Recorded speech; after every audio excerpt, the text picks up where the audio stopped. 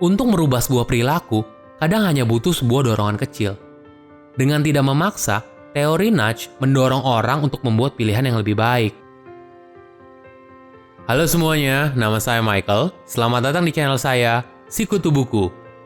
Kali ini saya akan bahas buku Nudge karya Richard Thaler dan Cass Sunstein. Buku ini membahas bagaimana bisa membantu orang untuk membuat pilihan yang lebih baik.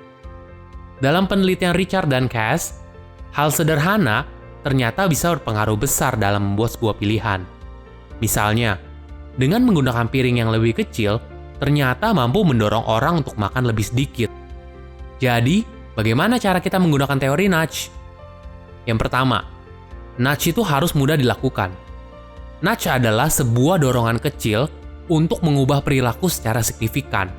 Sebagai contoh, toilet pria di Bandara Amsterdam cenderung bau pesing karena urinnya tumpah keluar dari urinoir.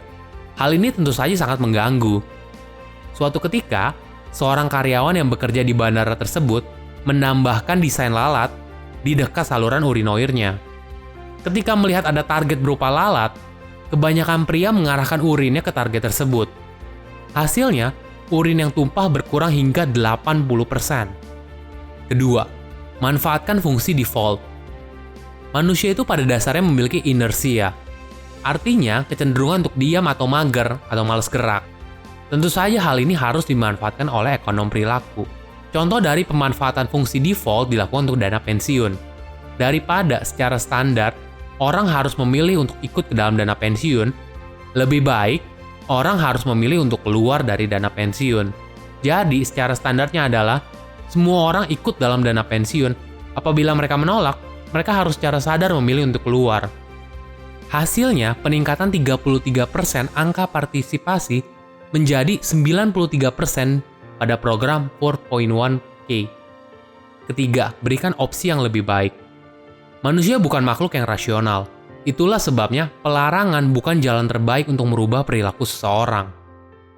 Dalam teori nudge, kita perlu memberikan pilihan yang lebih baik untuk mempengaruhi seseorang memilih pilihan yang lebih baik. Melarang makanan cepat saji bukan termasuk nudge. Menaruh buah-buahan di sejajar pandangan mata itu adalah nudge.